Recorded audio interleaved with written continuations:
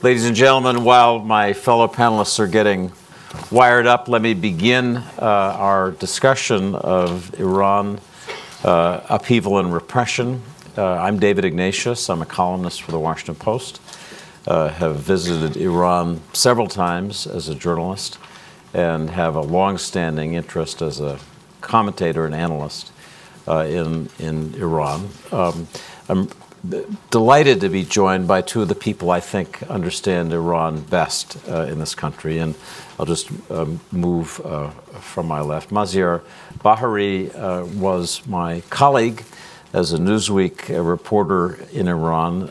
He worked for Newsweek from 1998 until June 21, 2009, when he was arrested and imprisoned in Tehran. You'll know, if you've read his wonderful memoir, Then They Came For Me, what that imprisonment was like. And if you haven't read the book, you can go see the movie, because it was made into a movie by Jon Stewart called Rosewater, if memory serves, was the name and the unmistakable calling card of Maziar's interrogator. In 2014, he started something that I'm sure is familiar to many people in this audience, certainly is a must-read for anyone who wants to follow Iran, and that's his website called Iran Wire, which gathers information from Iran, reporting, commentary, as an immensely valuable resource for all of us. And Suzanne Maloney, who is Deputy Director of Foreign Policy Programs here at Brookings, who has for many years been a leading American analyst of Iran. She wrote a monograph that was published by the U.S. Institute of Peace in 2008 called Iran's Long Reach, and in August 2015 published a book, Iran's Political Economy Since the Revolution. If you know anything about Iran and Iran-U.S. contacts, you know that Suzanne has played a very important role in thinking about and sometimes helping nudge along behind-the-scenes conversations that have been important in the story of the run-up to the Jcpoa, and we'll see what Suzanne wants to tell us about life since then. So just to introduce our subject in a couple of sentences, just over a month ago, in November 15, a wave of protests of unusual intensity broke out in Iran. The estimates of the people who've been killed as the regime tried to crack down range from the most recent Amnesty International figure, I believe, is 304 killed. The high end is a U.S. estimate of over 1,000. We'll ask our panelists for their own thoughts about what the right estimate is, but it's clear that many hundreds of people have been killed, that probably thousands have been injured, thousands have been arrested and imprisoned. This is a big statement by Iranians of their unhappiness with the regime and an intense and violent crackdown by the regime on its citizens. So I want to begin by asking each of our panelists if they would just bring us up to date. Where do things stand now, December 18, more than a month after these protests began? Maziar, why don't you just give us an impression from your sources of where things are now? Well, thank you very much, David, for such a nice introduction, and thank you everyone for coming here. I'm glad that many people chose to come here about Iran rather than watching the impeachment hearings, because many Iranians were complaining when the protests started that no one was paying attention to what was going on in Iran, because people were preoccupied with the impeachment and the elections in the UK, and what happened with Eric Swalwell, and I'm not going to tell you what happened. Most people know that.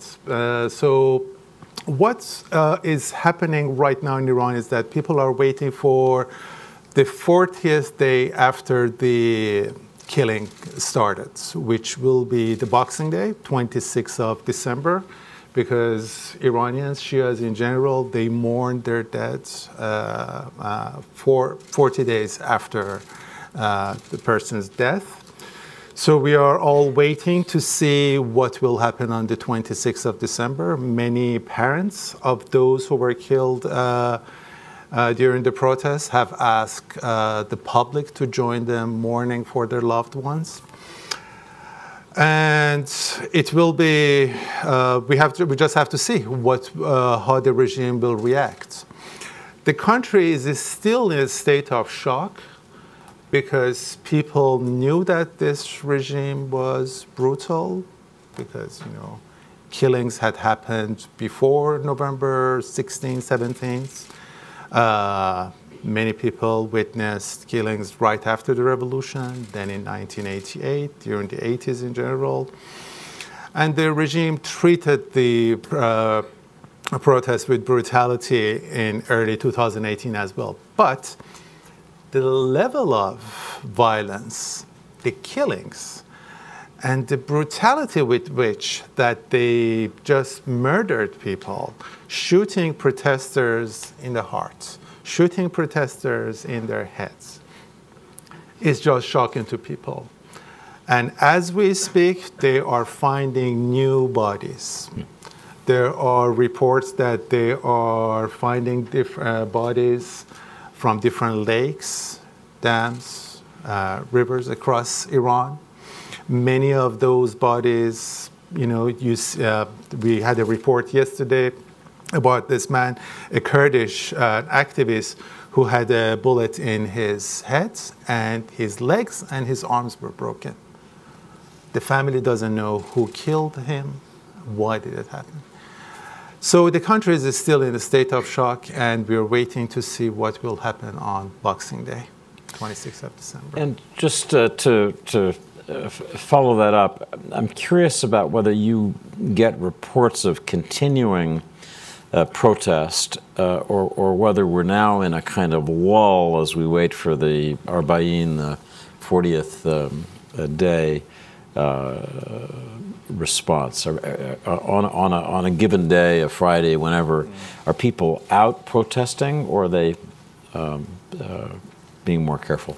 People are more careful now because 40 years after the revolution, now it's going to be 41 years after the revolution, people have started to respect their lives much more than before. In the beginning of the revolution, and even in the 80s, martyrdom as a Shia concept was a value, not only for the people who supported the government and the revolutionaries, but also people who opposed the government. Many people don't know that, but suicide bombing may have started in Iran in the 80s.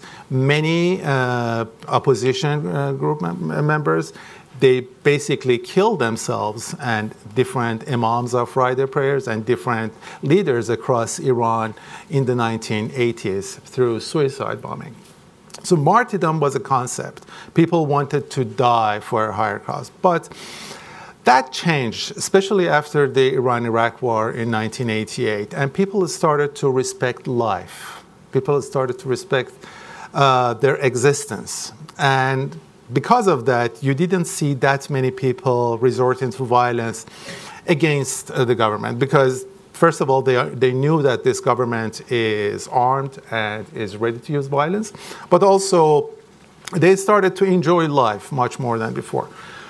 But now, as we've seen in different cities, people are just desperate. There are reports that people are just dying of, the Revolutionary Guard's video unit, they released a video today showing that people in the city of Mashach saying that we are hungry, we don't have anything to eat, we're just waiting to die. And this is something that's happening in many cities and towns across Iran. So people are resorting to violence as well. And many people, they are responding to the violence perpetrated by the regime through violence. Whereas in the past, they try to resist peacefully and non-violently. Now, I think after the November protests, we have entered a new phase. People still don't know what this phase will be like, but it's a new phase. The government has become more militant and more violent, and the people will resist more violently as well. So, Suzanne, how would you set the stage in terms of describing where we are right now? And then we'll come back and look at how this started in mid-November. But what's your sense of where things are now? I think Maziar has given a sort of great overview of the landscape in Iran today. But I think it's also important to understand a bit of the context, which is that, you know, Iran has had a history of protests, of people willing to go to the streets, ready to go to the streets, often over small economic grievances or personalized economic grievances, labor strikes, teachers' unions coming out, people protesting difficulties in the financial situation when banks close. Things like this happen all the time in Iran and have for most of the past 40 years. Even during the toughest times of the Iran-Iraq War, there was still a kind of culture of political mobilization that existed in Iran, and it was within certain bounds. You had to be careful, and you might risk actually being arrested or beaten.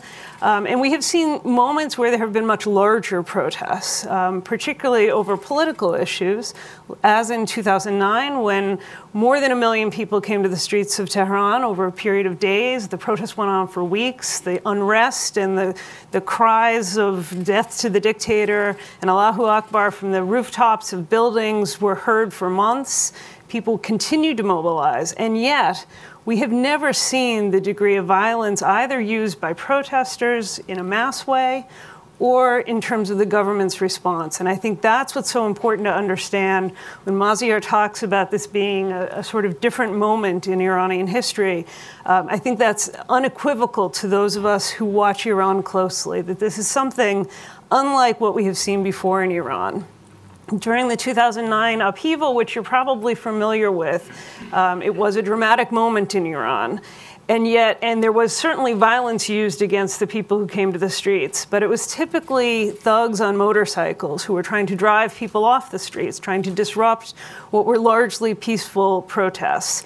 The videos that were coming out, even in a small way while the internet was first shut down by the regime last month, and then in a much more dramatic fashion since the internet has been restored, are like nothing I can imagine. In fact, it is far more similar to what we've seen play out in Iraq with the Shia militias shooting from rooftops, having gunmen on the streets.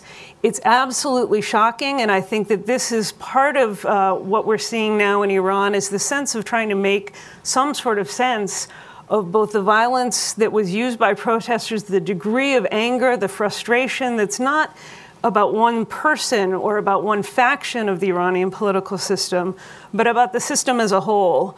And then the readiness of the security forces to shoot to kill in a way that we haven't seen in a mass basis in cities around the country. So let's turn to the question that's always the mystery with social protest. Why did it happen when it did? And Maziar, just take us to that question. It's November 15. We have an increase in gas. Will you tell the story and then help us make sense of why that led to this extraordinary explosion? Sure. So on the night of Friday, November 15th, the government of Iran announced that it's going to increase the price of gas 50% for the 16 gallons that's allocated for cars, for most cars. There are different allocations, taxis and motorcycles, they have different allocations, but it's usually 33 pence, it was 33 pence for 16 gallons. So that 16 gallons was increased, that allocation was increased by 50%, so it became about 49 cents. And then beyond that, it was increased by 300%, so 3 times as much, almost $1. And you may think that, $1 even is not much,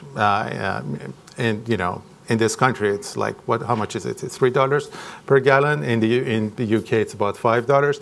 So, but in Iran, when you think about the average salary is about $250 a month. And many Iranians, they are making a living by working as couriers and cab drivers. That's 300% increase affects their lives. Again, we still don't know how is it going to affect the prices because it's only 1 month after the price increase. But I think in order to understand the situation, the Revolutionary Guard's video unit, it's called Avant, they did a documentary which was released, I think, yesterday, and they talked to some people from the city of Mashach, where many killings happened, and people were killed by tanks and heavy machine guns.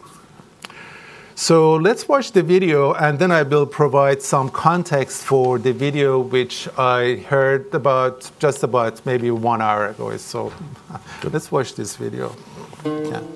شما تو هر خونه‌ای بری یکی دو تا بیکار هست و 20 تا پتروشیمی هست، بندر هست، صادرات هست، بندر صادراتی هست، همه چی هست. چرا باید بچه‌های ما بیکار باشن؟ یا باید بریم دستفروشی یا کار آزاد یا کارهای دیگه جاهای دیگه میریم. الان شما نگاه کن، الان وسط اول هفته است، یک شنبه، این همه جوون باید تو خیابون باشن یا سر کار با این همه منبع درآمد و نفت و پتروشیمیا. اینجا خدا همه به خدا قسم تعطیلی نمیدونیم چیه. شما وابسته به صدا و سیمایی اگر باشید فایده نداره، چون این چیزایی که الان مطرح شد اینجا رو بازتاب نمیده. ماهشهر قطب پتروشیمی ایران رو این روزها با چیزهای دیگه‌ای میشناسن. نفربر، دوشگاه، نیزار. با شروع اعتراضات مردم تو آبان ماه شهر هم به هم ریخت. به روایت رسمی مسئولان، عده‌ای از معترضان مسلح 3 روز جاده‌های اصلی و ترانزیتی منطقه رو بستن که نیروهای امنیتی و انتظامی مجبور شدن راه رو با زور باز کنن. اما این همه ماجرا نبود و مردم حرفای دیگه‌ای هم دارن. مردم و بزرگای شهر از تبعیض، بیکاری و فقر میگن. از بی‌تدبیری مسئولین شهر در نحوه واکنششون به اعتراضات بدجوری شاکی. دلهای زیادی شکست. من عکس دوستاشون رو دارم که اینجا نصب شده بود. تانک آوردن اینجا. مگه ما چی هستیم که برای ما تانک بیارن؟ مگه ما چی هستیم بابا؟ ماها دست خالی. ما اگه پول داشتیم اسلحه بخریم خب میرفتیم نون میخریدیم. اگه شنیده باشید که 10 روز پیش مردم ایستادن بیرون، راه‌ها رو بستن. مردمی که بیرون راه‌ها رو بستن خدا شاهده به خاطر بنزین نبوده. مشکل مردم بنزین نبوده، فقط مردم منتظر یه جرقه‌ای بودن، خسته شدن، ترکیدن دیگه. اینجا رسیده بود. رودخونه یه اندازه‌ای داره، بالاخره طغیان میکنه. این طغیانش یه بهونه بنزین شده، اینا هم طغیان شده. مردم شهر که طالقانی کسی که بهشون کیر نزنه نمیفته دنبالشون، کاری نمیکنن. آقا یه آدمایی اومدن اینجا محیط شهرکو نمیدونستن چی به چیه، وارد کورا شدن، تن به تن شدن.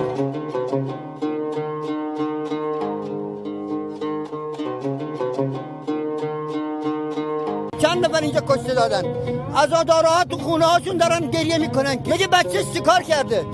مگه بچهش داعشیه؟ مگه بچهش منافقه؟ بچهش اومد تو خیابون یه داد زد، گفت بابا من بیچارم، بابا من نون ندارم بخورم. هر کی حرف بزنه گوششو میگن تو ضد انقلابی، ضد رهبری. بابا این چیه شما یاد گرفتین؟ موقع انتخابات که میشه خواب باید بیا اینجا همجا خودت بیا فیلم بگیر. چند وقت دیگه مردم شهرک میشن شهید پرور، مردم شهرک میشن آدمای خوب، معتمد، همه چی. خب انتخابات که تموم شد همه به در نمیخورن. خب چرا؟ آشوبگر کجا بوده؟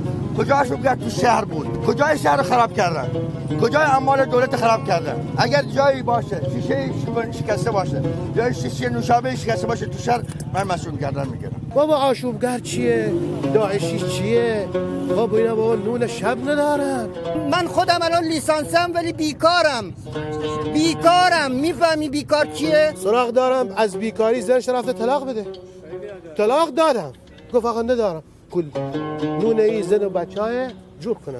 تو کار بهش بده. خب هیچی ازت نمیخواد. پول مفتی آقا ما از کسی نمیخوایم، پول مفتی نمیخوایم، کار ازم بکش نون بهم بده. تقاضای زیادیه به نظرت؟ ما نه اون شاهو خواستیم نه مجاهدین نمیدونم منافقین خلق خواستیم و نه این مسئولینی که الان هستن رو میخوایم.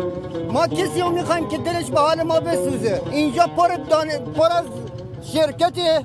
وقتی میریم استخدام نشیم یارو از 800 کیلومتر اونورتر اومده با 40 نفر با خودش آورده کارگر استخدام میکنه، ولی منی که بومی اینجام با تحصیلات بالا بایستی برم نگهبانی یا بایستی برم تاکسی رو، اونم نه تاکسی من، باید تو تاکسی مردم برم کار بکنم. این درسته؟ فقر رو تحمل میکنیم، نداری رو تحمل میکنیم، اما تبعیض رو قبول نمیکنیم. مردم ما تبعیض رو قبول نمیکنن. هر کی هم بهت میگه ما تابع انقلابیم و فلان اینا، همش حرفه.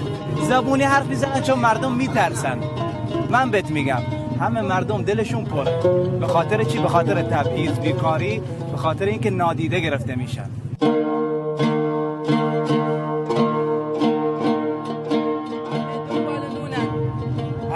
از گشنگی مردیم. مگه ما ایرانی نیستیم؟ مگه شهید ندادیم؟ همه شهید دادن. هر خونه ای میرید شهید.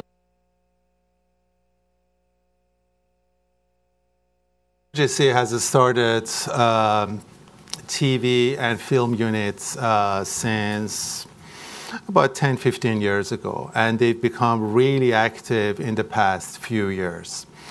They have film units that make very expensive multi-million-dollar animations, television series, as well as this kind of documentaries. But what is interesting about this documentary, according to a friend of mine who called me about 1 hour ago from Iran, is that the person, the reporter that you see in this video, he is very close to the Quds Force and Qasem Soleimani. And he's also someone who's been to Syria many times and praised Iranian involvement in Syria, as they call it, the saviors of the Haram. So, according to this friend, who's an astute IRGC watcher and media analyst, this video is part of a plan that the IRGC trying to perpetrate, that want to promote that Iran needs a savior, that many governments, especially Rouhani government, because of its inept and inefficient policies, has created such poverty, such bad economic conditions. And Iran needs a strong man in order to save it. I'm sure we've heard it in other countries before as well.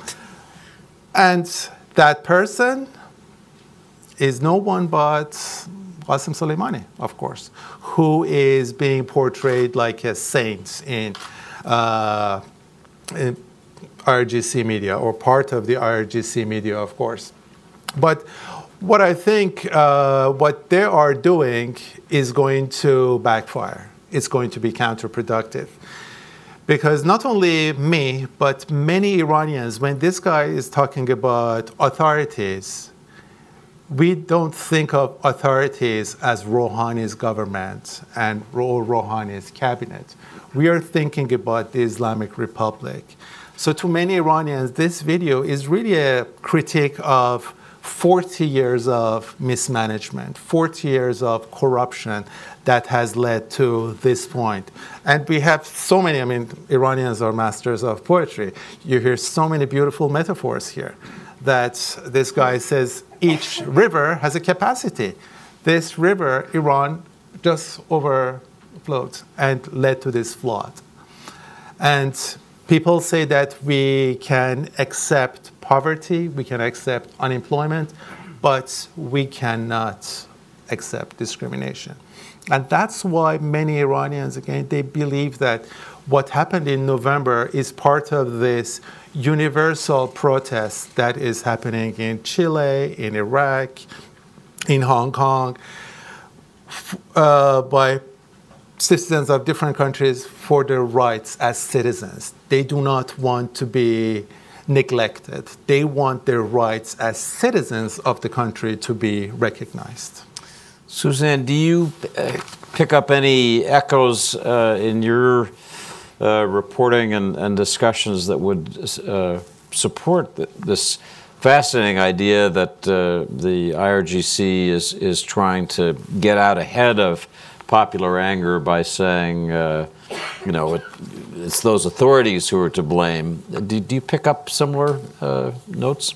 Well, I think this is part of a broader history in Iran of the regime really effectively propagandizing to its own population. We spend a lot of time here in Washington thinking about Iran's export of the revolution around the region. But in fact, part and parcel of this system since 1979 has been a constant effort both to repress but also to persuade the population, to try to make their case for sustaining a system that fundamentally doesn't carry the same degree of support that it does today. Most of the Iranian population is too young to remember the revolution. Most of the population, in fact, is now too young to really remember the war, the first decade of the revolution. And so you have this set of circumstances in which the regime really needs to constantly refresh this sense of the revolutionary values, the Islamic values, to a population who have completely different cultural and political references and priorities. And so they've become quite effective at it. As Maziar said, they've got a massive Revolutionary Guard propaganda shop that produces blockbuster movies as well as the kind of art movies that you sometimes see come out of Iran and make it onto the festival circuit. But I think ultimately the question is, can they actually overcome this sense of deep alienation, which has been building, particularly among those Iranians? It's a very well-educated population. The post-revolutionary system invested in a lot of the infrastructure for the baby boom that has now come of age, but these people just don't have jobs, and they don't see a future set of opportunities for them. That passionate man who, I'm a university graduate, and I'm unemployed. So let me turn to the question of the Trump administration's role in creating the economic conditions that exploded on November 15. And Maziar, let me ask you to start. The Trump administration since 2018 has had its campaign of maximum pressure, and it's been pretty devastating in terms of anything you can measure. Certainly Iranian oil exports and revenues.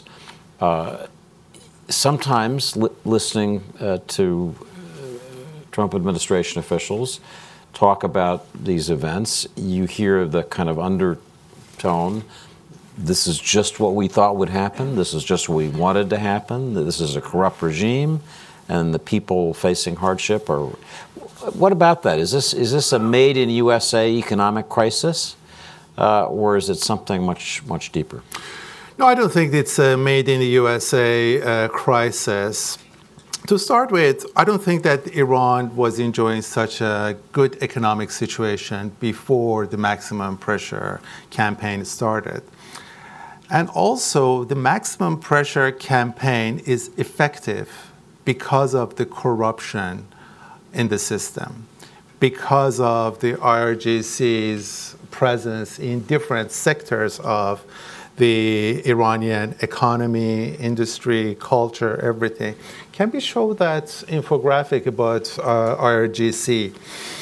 When you think of IRGC and why it was created in the beginning of the revolution, it came from the idea that Iran needed a revolutionary army in order to preserve the system, in order to fight, to be loyal to the revolution. And IRGC, by the way, does not have the word Iran in its name. It's Islamic Revolutionary Guards Corps. So there's nothing about Iran in the name. But eventually, IRGC became this hegemon that you see behind me. That it has, I'm sorry you don't see anything. Yeah, you can go to the website. You can go to the website, iranwire.com. So you have financial institutions, you have universities, you have different industries. So IRGC is really the biggest industrial institution in Iran. It has many banks, it owns many factories, it owns many universities and hospitals. So when the U.S. designated IRGC a foreign terrorist organization, that meant that millions of ordinary Iranians were affected by that designation. So imagine you're working in a bank as an accountant. You're working in a university as a teacher or a janitor. IRGC takes over that university or buys a majority share in that institution. All of a sudden, you become a part of the IRGC and you become a terrorist. And because of that, millions of Iranians are affected by it. In terms of the import of medicine in Iran, one of the main financial institutions in Iran that provides letters of credit to importers of medicine, Parsian Bank, is majority owned by the IRGC. Not directly by IRGC, by different institutions within IRGC. So Parsian Bank was affected by that designation, and because of that, it cannot import any medicine. It cannot give letters of credit for import of medicine. So because of this corruption within the system, because of this omnipresence of IRGC and Bunyads, these foundations that Suzanne has written a lot about, in the Iranian economy, in the Iranian system, this maximum pressure campaign has become really effective. It's not, it's not the exact analogy, but I saw you this morning talking about narcos. And I think when you think about these drug lords in different countries, Mexico, in Colombia, they own charities, they own hospitals. And sometimes, the schools run by these drug lords or the hospitals run by drug lords in Colombia or Mexico, they're much better run than the government hospitals and schools. So if that drug lord is arrested or subjected to sanction, that's going to affect that hospital and that university. Similar thing is happening to that. People are not blaming the United States as the architect of their misery, but are blaming the regime, which is precisely what the administration was hoping. It's because independent journalists cannot work in Iran, because we cannot do independent surveys in Iran. I'm not sure how many people blame the US, how many people blame the Iranian government. But I don't think that this administration, the US administration, has done a very good job in terms of talking about the sanctions. Because, for example, medicine and humanitarian goods are exempted from the sanctions.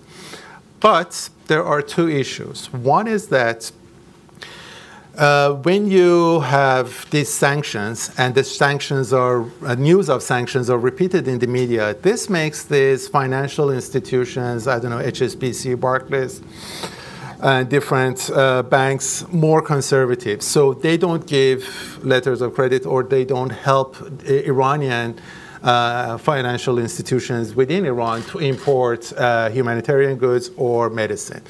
And the American government, people in the Treasury, don't go to these financial institutions and don't explain the situation that, no, this is exempted. For Barclays or HSBC, the most expedient thing to do is just to impose sanctions on everything.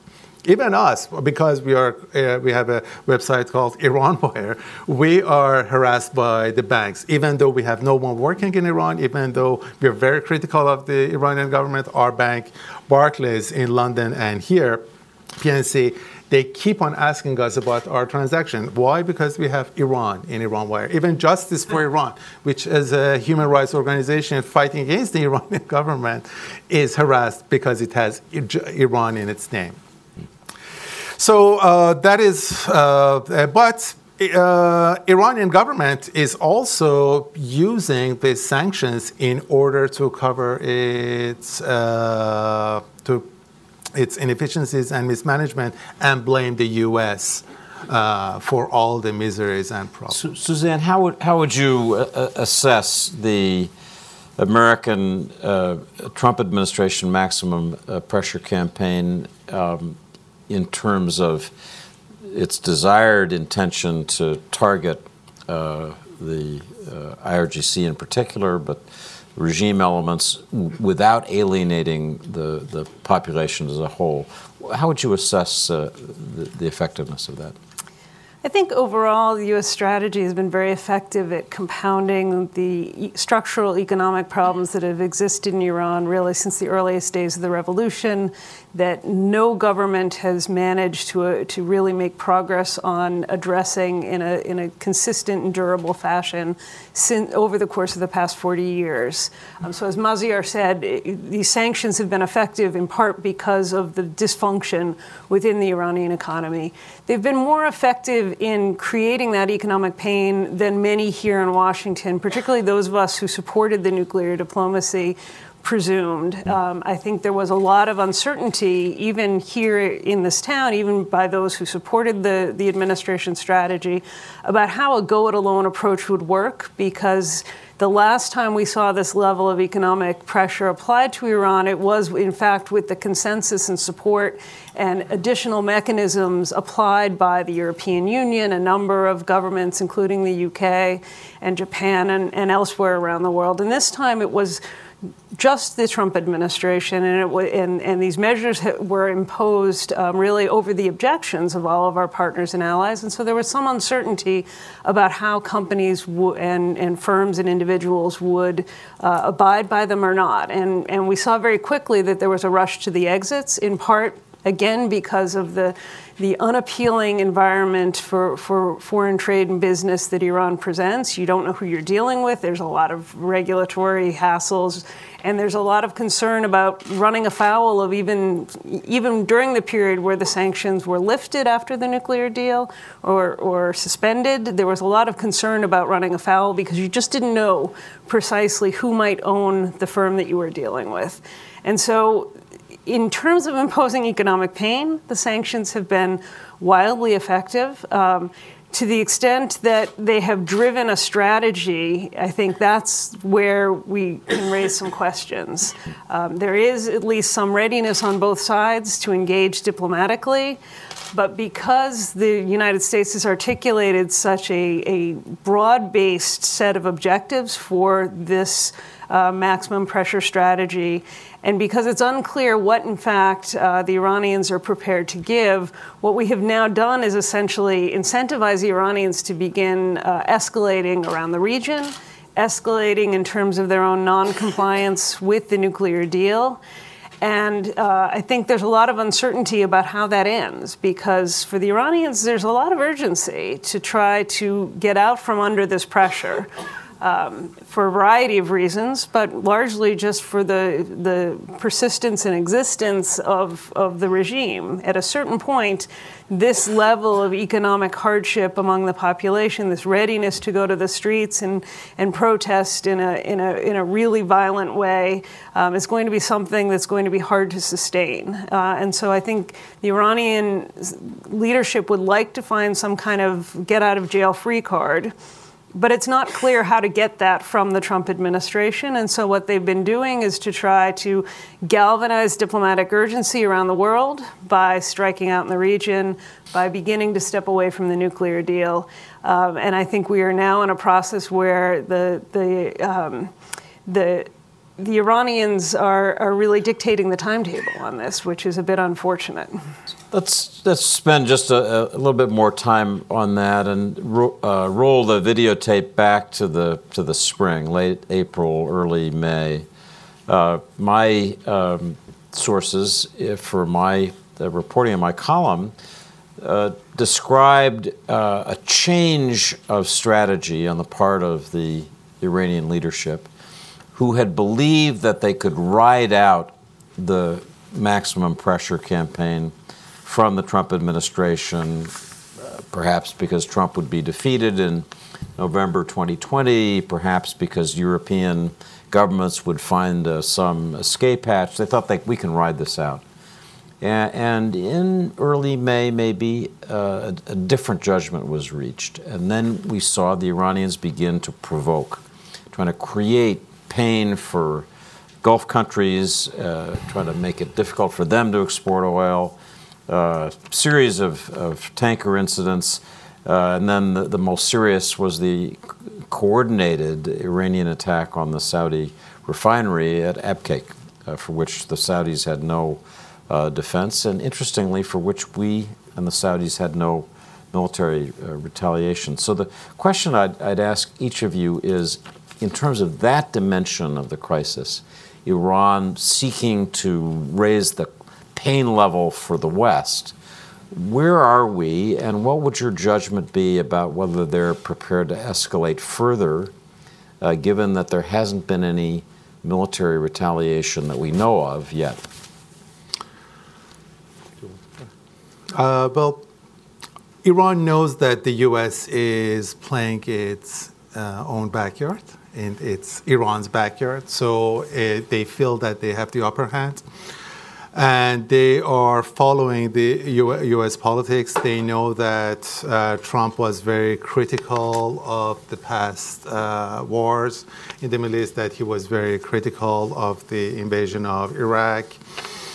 So they know that, or they thought that, they've been thinking that the U.S. is not going to retaliate as much as before against Iran's military movements in the region. And also, Iran has been strengthening its military status in the region, in Afghanistan, of course, after the fall of the Taliban, in Iraq, after the fall of Saddam Hussein, in Syria.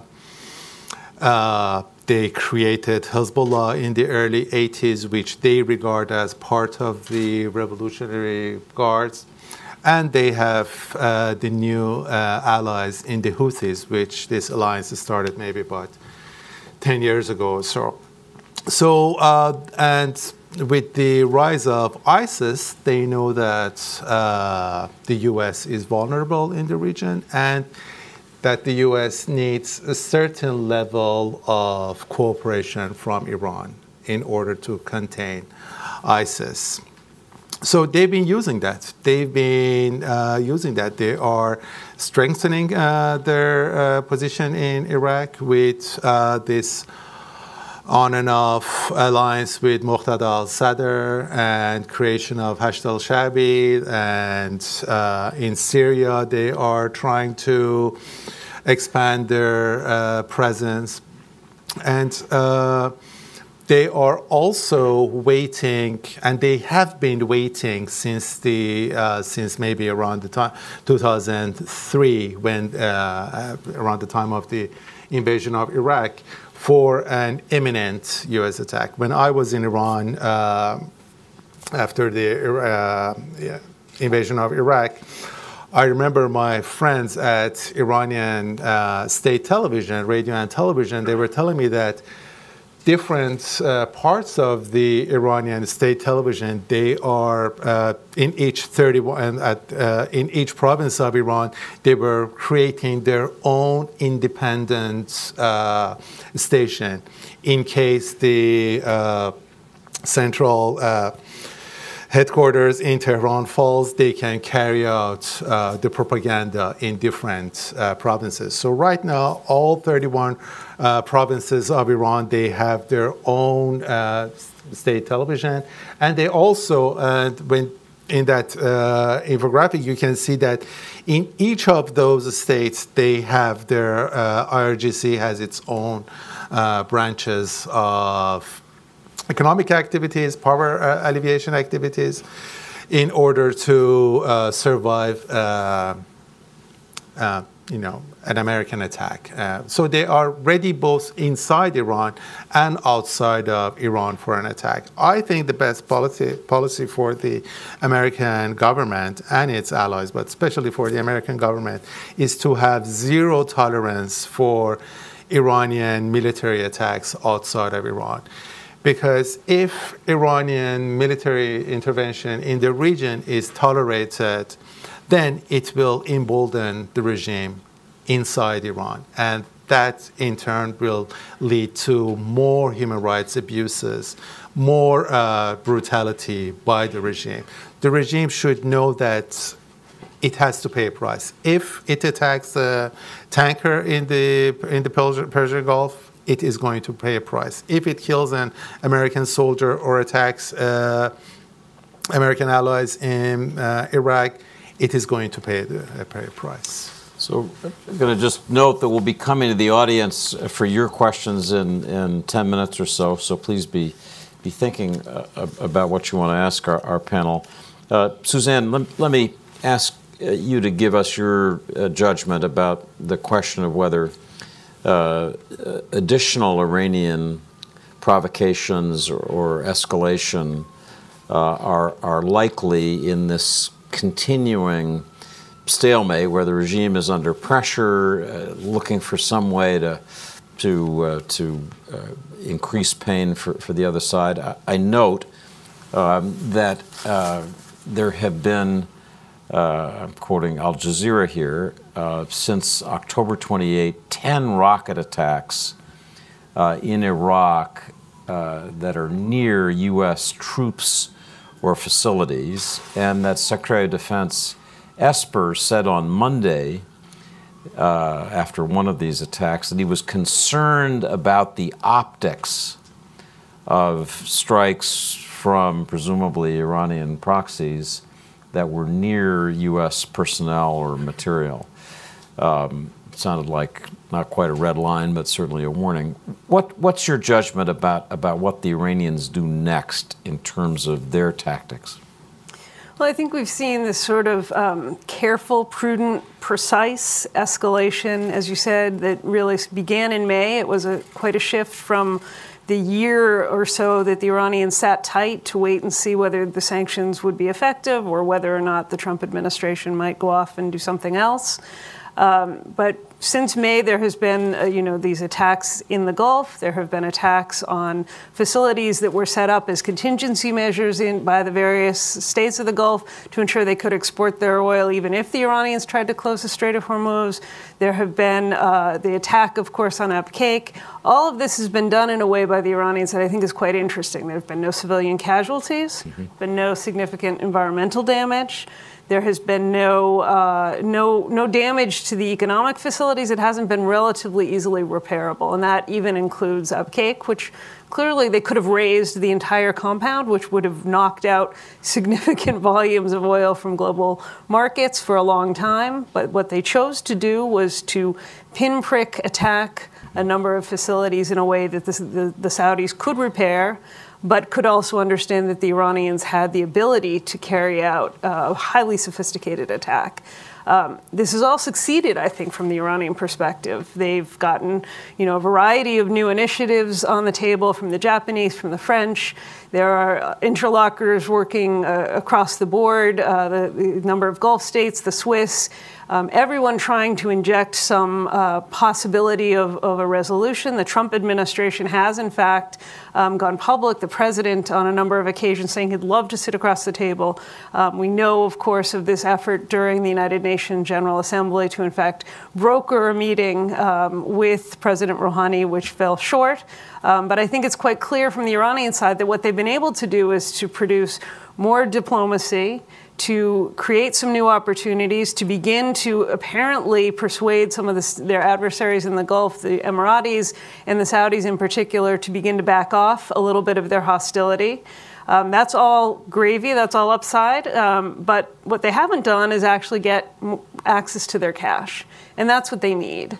And so what I see is, as Maziar said, this is a regime that's now emboldened, but also unsatisfied. And from that calculation, I think that and the fact that there has been no significant retaliation on the part of the Trump administration and that President Trump has been quite clear about his aversion to doing so. He actually live tweeted his decision to pull back a retaliatory strike back in July. So, from my perspective, all of this leads to the presumption that we will see more attacks from Iran.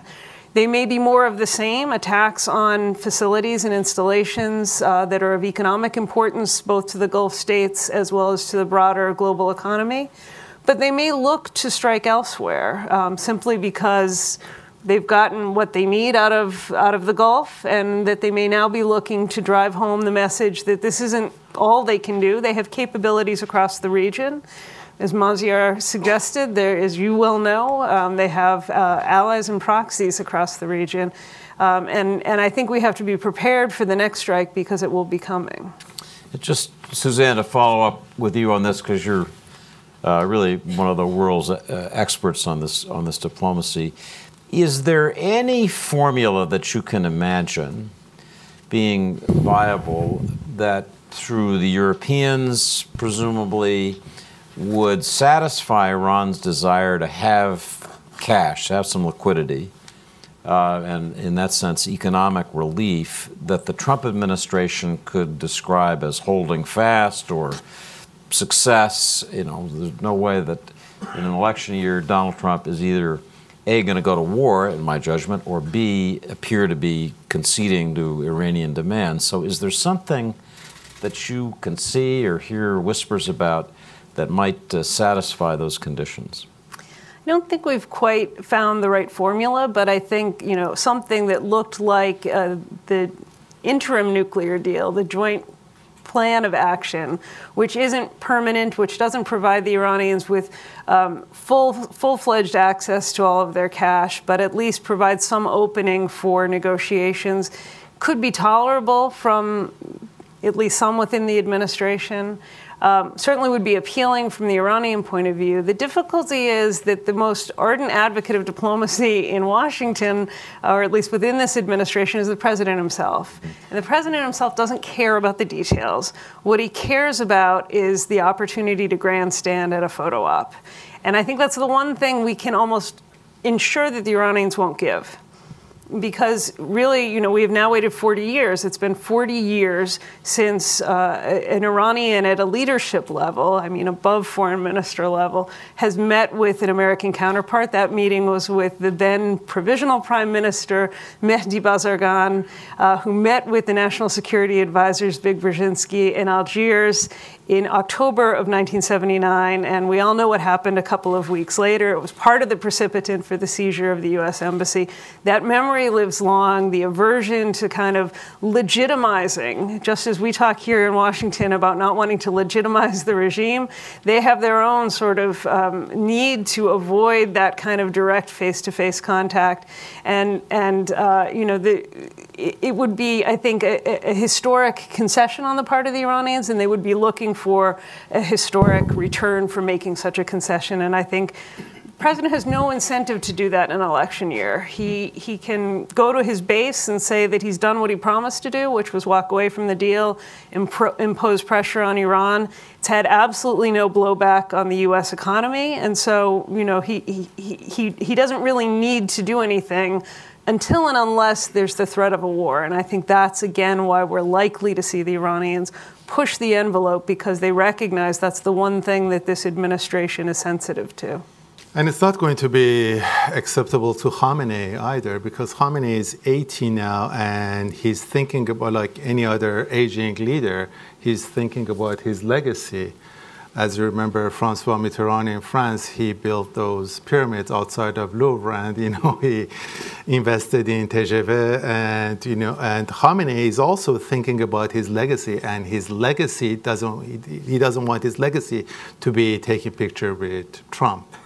So he is thinking about... He also doesn't want it to be a country in flames. I think if Khamenei had a choice between unfortunately, if he had a choice between taking picture with Trump or a country in flames, he would choose a country in flames. Because for him, the optics is much more important than the reality. And unfortunately, this government has proven time and again that it does not respect the lives of its citizens. While Khamenei is like any other leader, again, does not want to kill his citizens, he doesn't want the citizens to be miserable, you know. But when push comes to shove and it's a choice between his survival or people living miserably and getting killed. Of course, he chooses people living miserably. So that sets up my last question before we turn to the audience, and that is, it's often said by Iran observers that in the end, the fundamental breakthrough that we're talking about that would normalize this relationship, would provide a reliable check against Iran's nuclear program, really isn't conceivable while Khamenei is alive. So people then argue that the center of wise policy for the United States should be to prepare for the post-Khamenei transition. And let me just ask each of you to think a little bit about that out loud with us. What would sensible policies be? What are the pressure points and competing political dynamics going to be in Iran as people move towards this moment of change? Maziar? Do you mean for the American administration? Yes, in other words, just thinking now about, well, first, what do you see happening in Iran as we move toward that point?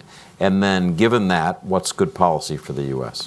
It is very difficult to know what is going to happen in Iran because many regime supporters and many regime apologists, they are talking about Syrianization of Iran, meaning that if this regime falls, Iran will become a failed state like Syria. But at the same time, what we see in Iran is that this government, especially that's what happened during the protests, that this government as a whole, I'm trying not to use the word regime because it's a very simple way of putting everything together and saying that this the Iranian government establishment is a monolith. It is not a monolith. There are many different groups within the regime, but they call themselves regime, nizam, so it is a regime. So this regime as a whole, whether they are reformists, whether they are conservatives, whether they are pragmatists, what we've seen during the November 2019 protests is that the regime, different parts of the regime come together and they're trying to protect the regime as a whole. So the IRGC kills a certain group of people in different parts of Iran. The Ministry of Intelligence, which is run by President Rouhani, who is supposedly a pragmatist, is arresting a number of activists, students, and putting pressure on different political groups. And the reformists are cheering for them, and except for a few of them, they are quite silent about what is happening in Iran.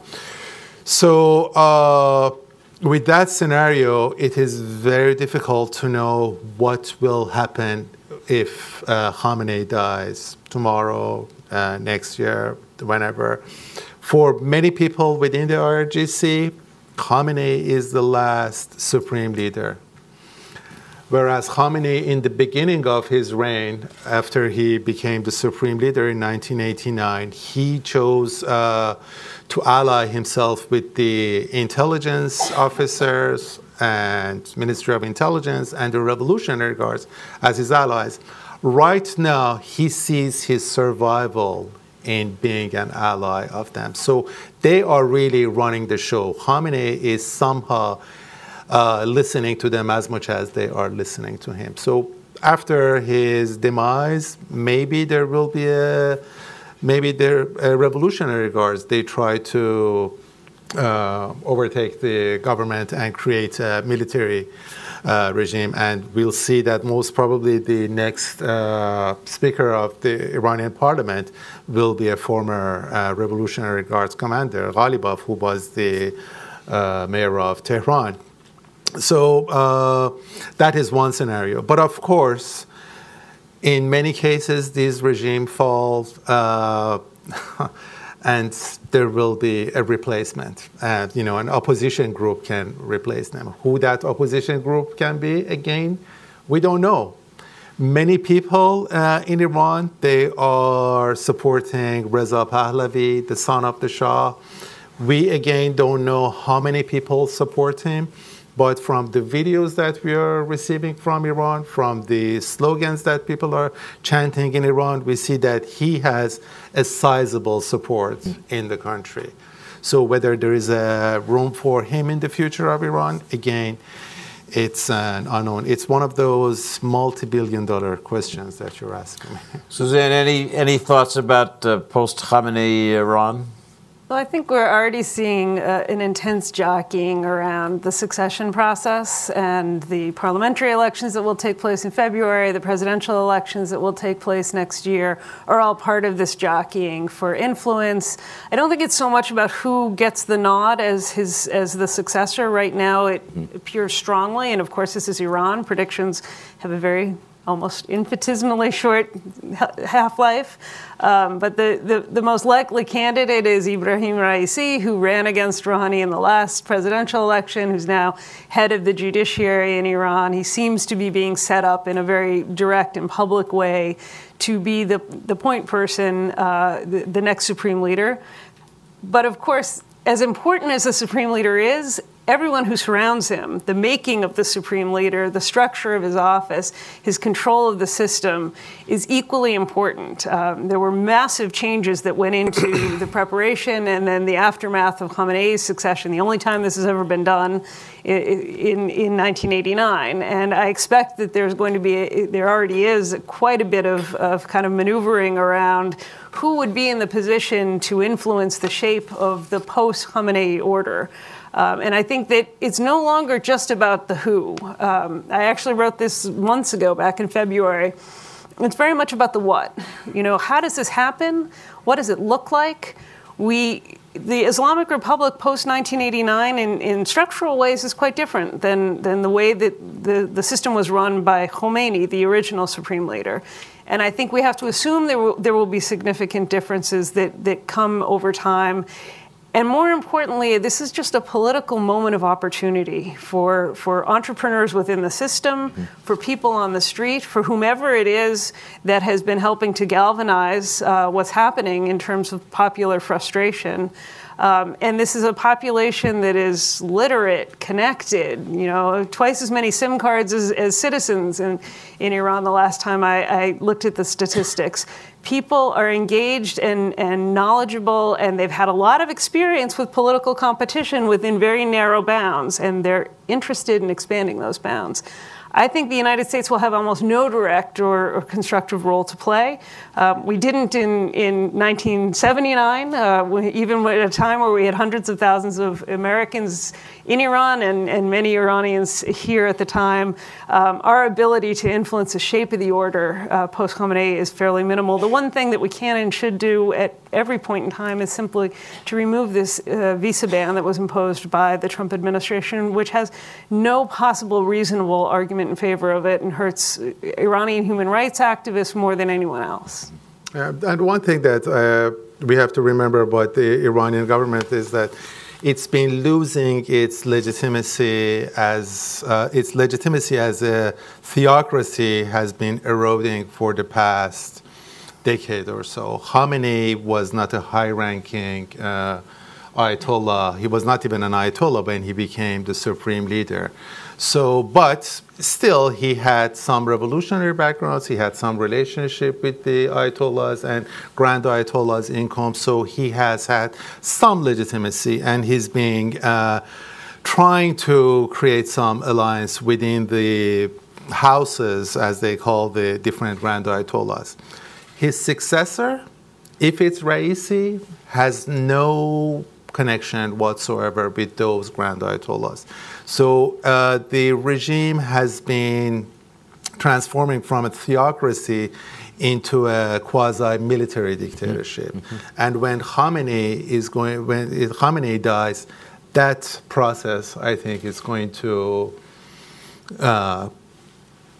be expedited, and the regime becomes more of a military regime rather than a theocracy. So let's go to the audience. Let me ask you, please, to identify yourselves. There's a microphone that will come to you. Keep your questions short, please. Make sure there really are questions. Yes, gentleman in third row. Thank you, Piotr from Decison, Amnesty. Yeah, so I was at a talk in May at the Atlantic Council, and it was just after the Gulf escalation, and I asked the question to General James Cartwright about the idea of US grand strategy towards Iran particularly, but the Middle East. And, well, I personally don't think a zero-tolerance policy is perhaps the best idea. The UK did it when they seized the tanker in Gibraltar, and that didn't really amount to much. General Cartwright emphasised the idea that we need to actually not use a strategy of isolation and scrutiny, but more of a reintegration of Iran over a longer term.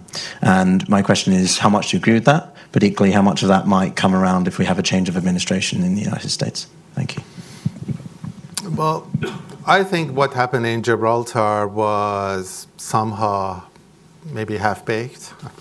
And as our friend John Limbert, who was hostage in Iran, says, Iran does not respond to pressure, but it responds to a lot of pressure. I believe that there should be no tolerance of Iranian attack and Iranian interference in other countries in the region. And I believe that I heard about what you said yesterday in the British media. I think that's a different European approach to Iran's military presence than the American one. But the Europeans really do not matter as much in this equilibrium. I think it's Iran versus the U.S. And it's either in that region, you either have to be in Team America or you have to be in Team Iran. There is no Team France or Team the UK. There is Team America and there's Team Iran. And I think for Americans, they have to really defend Team America because otherwise it is going to embolden the regime within Iran, and that is the mentality that they have, and they're trying to push it. And I personally supported Jcpoa at that time because it was a good deal to contain Iran's nuclear program. But I always told people that it's not a panacea, that Iran is not going to transform into a democracy. Iran is not going to prosper because of this. And, the people who prospered from Jcpoa money was really people within the regime, the IRGC, the Bonyads, and people within the regime. And the people in general, ordinary Iranians, did not benefit from that. So, Suzanne, any thoughts you want to add? Okay, so the gentleman first row, yes. I'm Peter Humphrey, an intelligence analyst and a former diplomat. So Iran increases the U-235 enrichment by almost a point, and not the smallest sanction snapped back. It's very easy for me to imagine an increase to 5.5% enrichment to slice the salami even further with yet another absence of snapback sanctions. So I want to ask, what is the red line on the European sanctions, or can they continue to slice the salami forever? And or was the snapback concept just baloney from the outset? I think Suzanne can answer that better. I don't think the snapback concept was baloney from the outset. I think it was meaningful as long as the United States was part of the deal. But the difficulty that the difficult predicament that the Europeans have been in since May of 2018 is that they're trying to maintain some degree of compliance and some degree of viability for the Jcpoa, and maintain their relationships with both countries. And it's, I think, increasingly tenuous, their ability to do so. They don't want to snap back. They're prepared to do it under certain circumstances. I don't think you'll ever get a sort of public red line from them because they know if they articulate it, the Iranians will immediately exceed it. But they are still, I think, holding on to this, what I think is increasingly chimerical notion that the JCPOA we can all revert to status quo ante. I don't think that's true any longer. And this is not because I wish that were the case. I wish it were not the case. I wish, in fact, that we at least had that intact as a mechanism for containing Iran's nuclear activities so that we could address all the other issues. But unfortunately, I think even if we see a Democrat elected here in Washington, one of the many who has pledged to revert to the JCPOA come January 2021, we won't have that happen because we will have all these other issues of Iran's activities around the region, and because the Iranians will have begun to slice so far at their own obligations, away from their own obligations, that the deal itself will be meaningless. We will have to start a new negotiation with the Iranians at that time to get to a bigger, better deal, one that perhaps addresses some of the deficiencies of the JCPOA, one that at least has a nod to some of the other issues, the regional concerns, which were part of the fuel for the fire against the JCPOA in this country. I think we have a very large and difficult diplomatic burden to bear, even if there is a president who is willing to undertake it. And we've done almost none of the prep work for that whatsoever. It is a shocking dereliction on the part of the United States, both people in and out of government, but also on the part of the Europeans, because they have invested so much in this nuclear agreement, and they can't begin to walk away from the idea, they can't begin to conceptualize the sense that that investment is essentially a sunk cost, and they're going to have to find a new vehicle for addressing the concerns about Iran. Fascinating. The gentleman in the fourth row, and then Sir back there in the second last row. Thank you. George Abed, the Institute of International Finance. I have a question on the militias that have been set up by Iran in neighboring countries, and which are, by the way, at the center of concern for the U.S. administration and potentially for the stability of the region as a whole. It turns out that not only has the so-called revolutionary regime in Iran oppressed its own citizens, but also in the recent uprising in Lebanon and in Iraq, the militia that have been set up by Iran sided with the corrupt regimes against actually many of their own people, their own Shiites who are demonstrating. And this was reflected in the chants against Iran in Iraq itself, and the burning of the consulate in Najaf, I believe.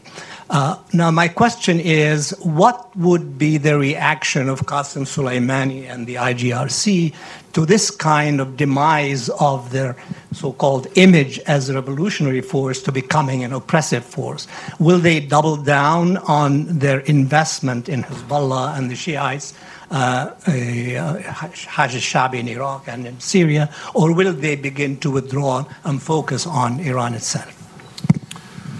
Well, I think we have to differentiate between different militias, different groups that have been set up by Iran. Hezbollah is different from Hashd al-Shabi. Hashd al-Shabi is different from Iran's alliance with the Badr Brigade or with Muqtada al-Sadr. So these are all very different concepts. They have different organizations. With Hezbollah, particularly, Iran, I think, emulated what the Israelis have been doing for many years, since when Ben-Gurion was talking about the periphery countries, that we have to have alliances with the periphery countries that are next to our enemies, hence friendship with Iran, Ethiopia, etc. Iran has been trying to push the war away from its borders and created Hezbollah on the border of Israel. And Hezbollah is not, it's a new organization, but the members of Hezbollah and the leadership of Hezbollah, they've had decades of relationship with people, with Ayatollahs in Iran, with different authorities in Iran. So with Hezbollah, it's very difficult to see that Iran changes its position and it's going to support Hezbollah. Hezbollah is doing very similar things to people within Hezbollah territories that the Iranian government is doing in Iran. We sent a reporter to Beirut recently, and I know that David, you've been to Beirut recently, and our reporter was saying that people in Hezbollah territories, they do not have access to media outside of Hezbollah. Hezbollah is jamming transmission of television channels from other channels. Hezbollah is blocking different sites within those areas. So one part of the civil rights activists in Beirut is to get the right information to people within those Hezbollah territories. In terms of Hashd al-Sha'bi and in terms of what is happening in Iraq is that they've been supporting a very corrupt, unaccountable government from the beginning. And as this gentleman said in the video that, when the river has a capacity and the river can overflow, and what we saw in Najaf and what we saw in Karbala and in Nasiriyah was that flood that was caused by supporting a very small clique of Iranian allies since 2003, 2004. And I don't know whether the U.S. allies, Ayat Alawi and others, or Ahmad Chalabi would be much cleaner and more accountable than the people who are in power in Iraq right now. But these people, they have proven to be as corrupt as they can get. And because of that, I think people are manifesting part of their anger, at least, projecting part of their anger against Iran. In Iran, Iran does not have, except for the Badr Brigade, and part of the Badr Brigade does not have a real allegiance to one group or another. And as you can see with Muqtada al-Sadr sometimes comes to Iran and sits right next to Khamenei. Sometimes he insults Iran when he goes back to Iraq. He's very critical of the Iranian regime. And Muqtada al-Sadr's family traditionally have been very much against Iran's main ally, the Hakim family in Iraq. So that is different.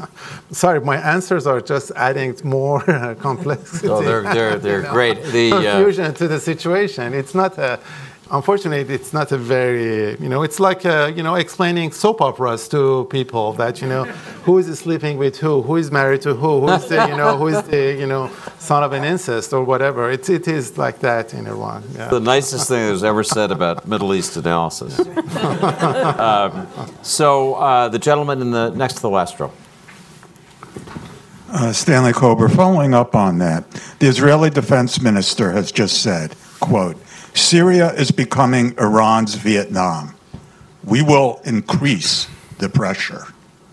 In 1967, Israel struck first. Worked really well. If that were to happen again, what would be the consequences? How do you think that would play out? Suzanne? Well, the Israelis have been striking Iranian positions in Syria for several years with, I think, considerable effect. We've seen possible Israeli strikes in other countries as well. So I think what we see is a readiness and a willingness on the part of the Israelis to continue to maintain deterrence with Iran with respect to the homeland. And that message has been received, but the Iranians are also quite creative. Qasem Soleimani is quite creative and determined to move technology, not just armaments, not just militias, not just money, but actually create indigenous opportunities and installations for production of missiles across the region. And that's going to be, I think, a long-term challenge that the Israelis are going to have to continue to deal with. Just would add one comment of my own, if I might. I'm struck by the really tripartite Israeli objective in their continuing actions in Syria. One, obviously, to check Iran, to attack Iranian facilities, to hit any attempt to provide weaponry that would upgrade Hezbollah's capabilities. Secondly, they're clearly trying to send a message to Moscow. The intensity, the breadth of Israeli diplomacy with Russia is something I think people don't understand, but it's a really important factor. And then third, obviously, they're trying to send a message to Bashar al-Assad.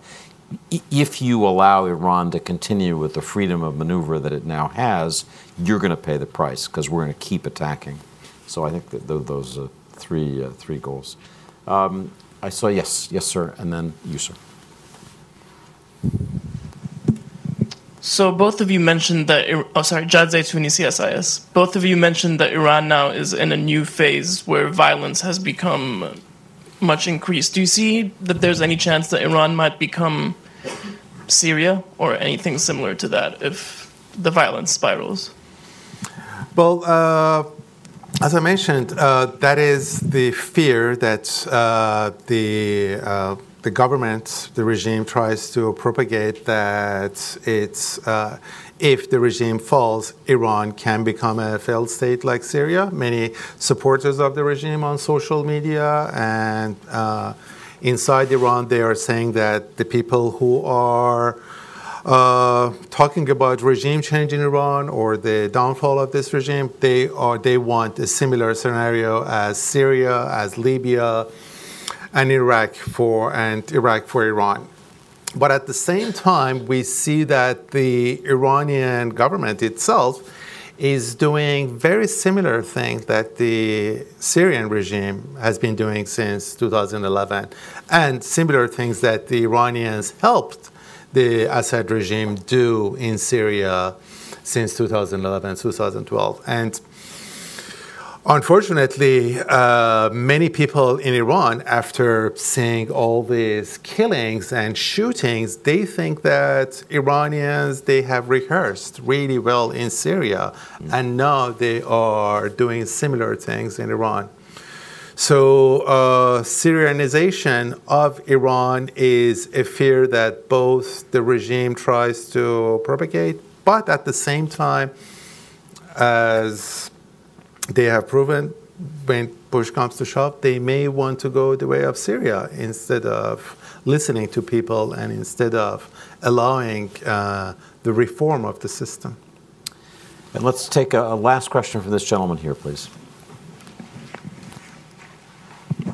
Phil Carrano, retired from State Department. Two questions. One, if the U.S. and Israel struck Iran militarily, what would be the response, the popular response? Would the people rise up and rally to the government, or would they use this as an opportunity to topple it? Second question, does China's westward expansion into Central and Western Asia offer any prospect for economic relief for Iran? Two good questions. Which Mazhar, do you want to tackle the first? In terms of the first, the first question, Iranians have proven throughout their history that when it comes to their own despot and their own authoritarian ruler and a foreign invader, they would side with the despots. So that is something that everyone has to bear in mind. But again, it depends on the kind of attack.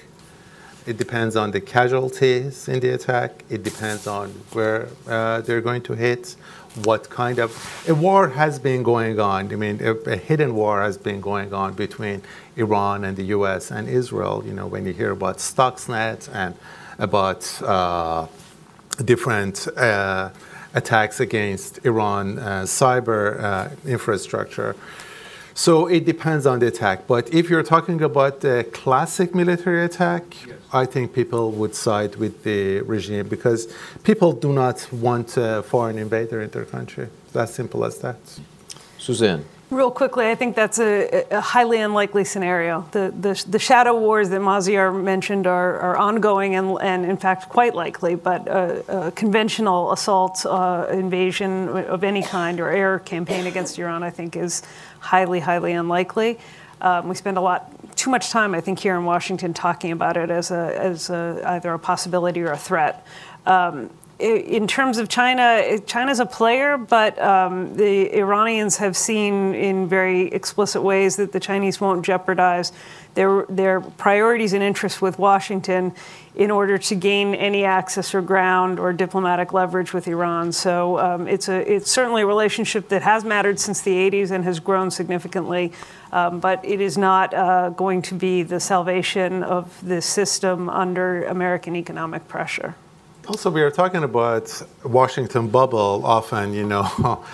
Iranians, they lived in their own bubble as well. A few days ago, Iranians' Vice President Jahangiri said that we were really surprised that India joined the sanctions and stopped buying oil from us. We thought that India is independent. They just don't have any concept of geopolitics. They do not understand what's going on beyond their own bubble. Similar to what's happening here, maybe. So, great discussion. Thank you very much, panelists. Thanks for watching. Be sure to like and subscribe for more videos from Brookings.